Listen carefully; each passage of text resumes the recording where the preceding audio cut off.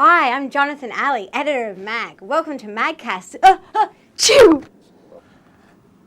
Did you just hallucinate I was a funky little Canadian lady? I did.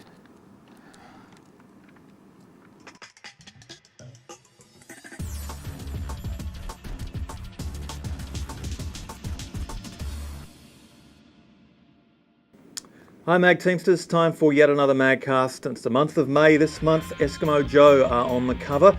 They're back with a new record, Inshallah, which I'm told is Arabic for God willing, and God willing it's a hit for them. It's out at the end of May.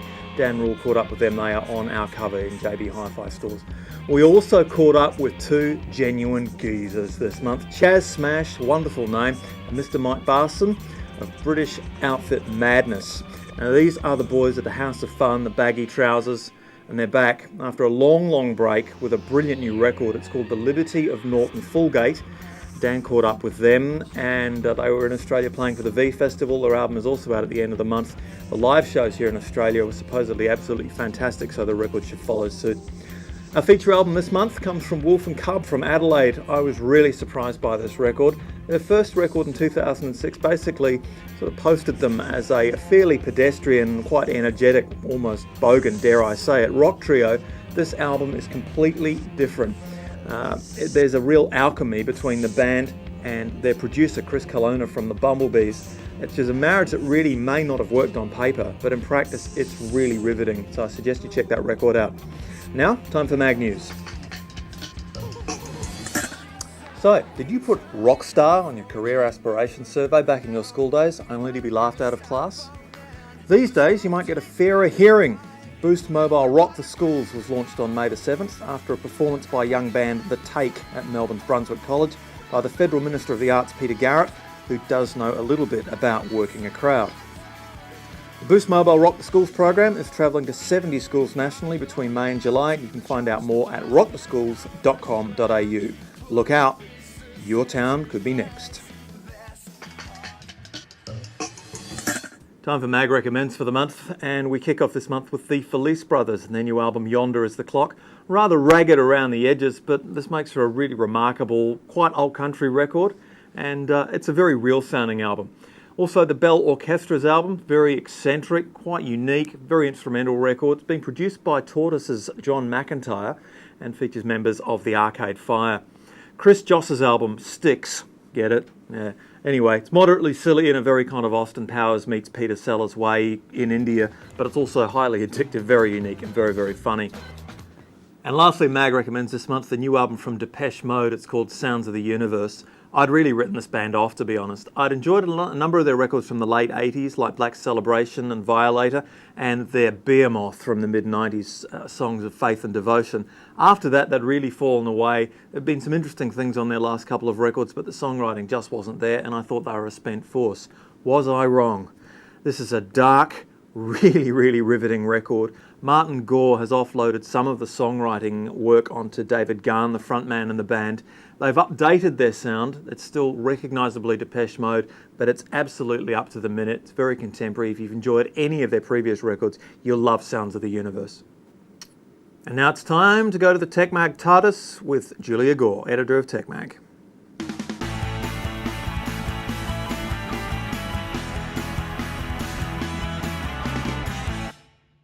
Hello, welcome to Tech Mag for another month. I'm Julia Gore. This month in Tech Mag, we give you the best tech buys for your RUD bonus, unless you've spent it already.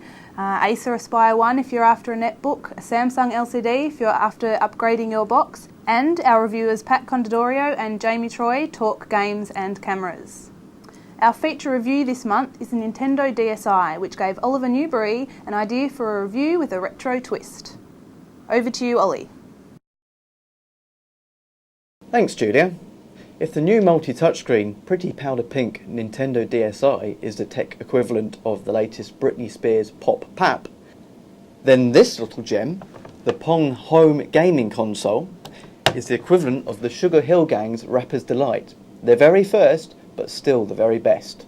And like that 70s classic, Pong is just brilliant. Pong was an arcade smash for Atari when it was released back in 1972. It was a crudely simple tennis game for two players.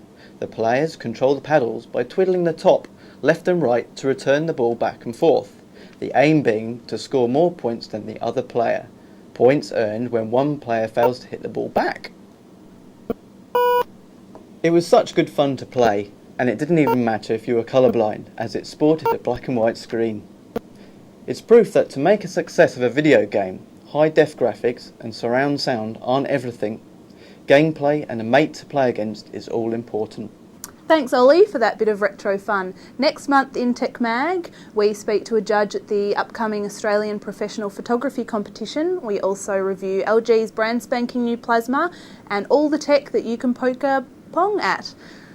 We're Tech Mag, we're user-friendly, and we're in Mag every month. Now it's back to Mag Central for DVD of the month. Sit tight and listen keenly while I play for you a brand new musical biscuit from the Ilton's Empire with a brand new song they call The Order They Fall by the man called Ivan.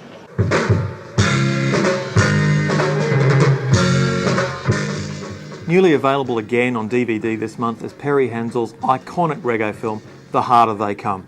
This was made in the Jamaica of dance halls, rude boys, marijuana, loads and loads of roots reggae. Before Bob Marley took the music to the world, this was the Jamaica of 1972. It's an iconic film. It's a gangster film made on a very low budget about a man who comes to town looking for trouble. And boy oh boy, does he get it. Featuring all the reggae figures that were iconic in the day, both in natural performance and in acting roles, this really takes us into a world that doesn't exist anymore. The soundtrack to the film took reggae worldwide, again, years before Bob Marley's first international hits in the mid-1970s. It's a great experience for anyone, but if you're a fan of reggae music, it's absolutely 100% proof, vital stuff. The Harder They Come. It's out on DVD this month. I do recommend you check it out. That's MAGcast for another month. Look out for the magazine in JB Hi-Fi stores everywhere. Up in June, we talked to Placebo about their return and their new record Battle for the Sun. We also profiled the Temper Trap and the Eels. And we look back on 15 years since the release of Jeff Buckley's iconic record, Grace. Don't forget you can subscribe to MAG. Go to musicaustraliaguide.com. It's $19.95 for 11 issues for the year, and the first 50 subscribers receive a free CD, so make sure you never miss an issue.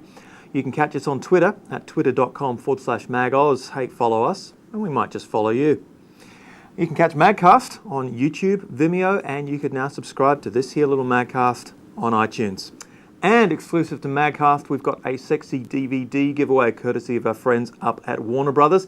We've got DVD season box sets of Curb Your Enthusiasm Season 6, Whose Line Is It Anyway, Season 1, and Chuck Season 1. Go to musicaustraliaguide.com to enter. Don't forget that's exclusive to MAGcast.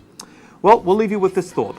Of all the genres and all the different styles and conversations in music, there are really only two kinds, the good and the bad. And in MAG, you will find the good. I'm going to leave you with the new clip for Bertie Blackman. This is from her album Secrets and Lies. We'll say goodbye with Heart. See you next month.